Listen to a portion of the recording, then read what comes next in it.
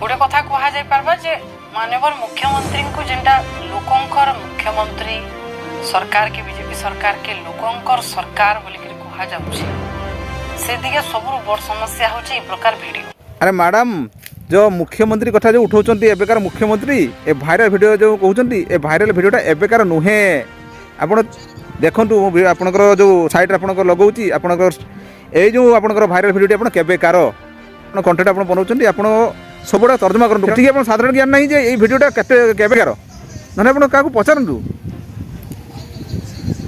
आपण जो video upload कले आपण देखंतु आपण कमेंट्स आपनकर देखंतु कमेंट्स जो माने देखंतु ये राजनीतिकरण वीडियोटा आपण पकेइचंती कोरम कमेंट्स आसुची आपनकर निजे भी आपण सुनंतु कारण आपण मु जानुची आपण होची बीजेडी रो गोटे चैनल कारण मु एडा सब आपनकर बीजेडी सपोर्ट नहीं सब आपनकर देखौचंती कारण गोटे पाई गेले ना अस्त्र पाई गेले जदि अस्त्र पाइले ठीक अच्छे बेकार वीडियो आप छाड़ू मोर मना नहीं कि आप बीजेडी आप कम करूँ बीजेडी आप लोगो आप लगातु कि नहीं। अरे पूर्व वीडियोटा कहीं एपट आप लगे कहीं मकई कथा आम कौन कंटेंट बनाना हूँ हाँ आम वीडियो आप देखूँ कारण आपण देखूँ लोक मैंने भरसा करके तुम वीडियो देखुं कौटा सत कथा कौटा सत कौटा मिछ तुम पूर्व 3 वर्ष तौर मैंने घटना आणिक थुब से मुख्यमंत्री के मुख्यमंत्री मुख्यमंत्री सहित जोड़ तो दर्शक बंधु आप देखो जो चैनल आप पोस्ट कर निजे पचारतु ए घटनाटी आप केबेकार आ निजे भी जो से भौणी जनक से पोस्ट कर बार बार बार कहूँ आप कंटेंट तैयारी कर कंटेंट बाबद आप अनुध्यान करूँ केबेकार कंटेंट लोक पचारतु तापर कंटेंट बनातु मैंने एरकम जदि कंटेंट बनइबे तो जो सब्सक्राइबर जी अच्छी आप भाई भाई भिडियोटा को आपंकर पकई कि आप सब्सक्राइबर बढ़ीज आउ माने सबकि यही घटना लोक मैंने जानी सारे कौटा सत्य कौटा मिछ आपंकर से जानी सारे तेणु से आपको अनुरोध करुँच कंटेंट बनातु भल कंटेंट बनातु सी राजनीति कंटेंट बनातु जिते जो कंटेंट यूज करूँ पूर्वटा को आनिक कथा आप जोड़तुनि पूर्वर आप कौन होता अंगा अंगा आप जानी मुझे जानी जे गोटे भ्रष्टाचार 24 वर्ष भ्रष्टाचार शासन को अंत करके बीजेपी आसी ये लोक मैंने कम ही करुँच मोहन सरकार कौन कम कर लोक मैंने जानते जो मैंने तो से बीजेडी अच्छा से विरोधी दल ही स्वभाव से कहवाटा कम तेणु से अनुसार ये जो आप जो घटना घटैले यहाँ अत्यंत दुखदायक कथा अत्यंत मर्माहत यहाँ को मैंने कौ हिसाब से तुमको गोटे चैनल कर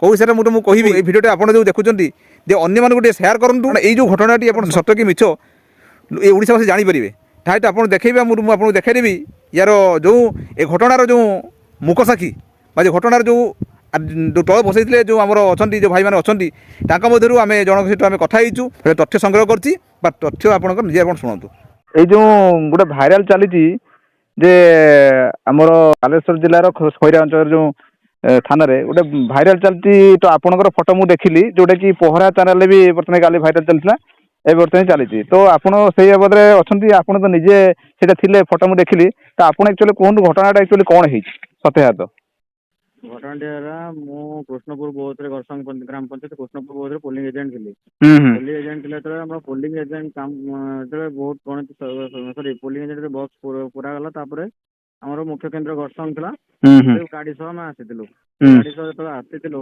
पोलिंग गाड़ी पछ पछे आम आसलु तो देखिलु पोलिंग गाड़ी मेन जो बसटा आसला से बस भितर देखिलु बस भितर बक्स लोड करुले भर बीजेडी पताका ही बाहर से समय जोटा 2022 मसीहार घटनाटा एटा पंचायत इलेक्शन समय पंचायत निर्वाचन समय हां 2022 पताका बाहर देखिलु तो यहाँ गवर्नमेंट गाड़ी बीजेडी पताका केमी आसले तेणु मन सन्देह आसला हुए तो आम पोलिंग बॉक्स बाटर किसी हेरफेर हो पाए कि मिसलीड हो पाए से आम कौन कलु ना आंदोलन कलु तहसिलदार आसिले आम गाड़ी को तहसिलदार निरपेक्ष छाड़ू आंदोलन कलु ना एमती आम छाड़ी पारू ना गाड़ी गाड़ी हुए तो किसी बाटर किसी से आंदोलन करूँ आंदोलन कलापर तहसिलदार आसिले तहसिलदार आसला बुझासुझा कले सहित तहसिलदार गले तहसिलदार जावा सहित आम गाड़ी पछे पछे जाइलु खैरारे छाड़ापी पोलिंग खैरा जो होता आम गणति केन्द्र जाइलु से खैरा थाना पाखे तहसिलदार आमको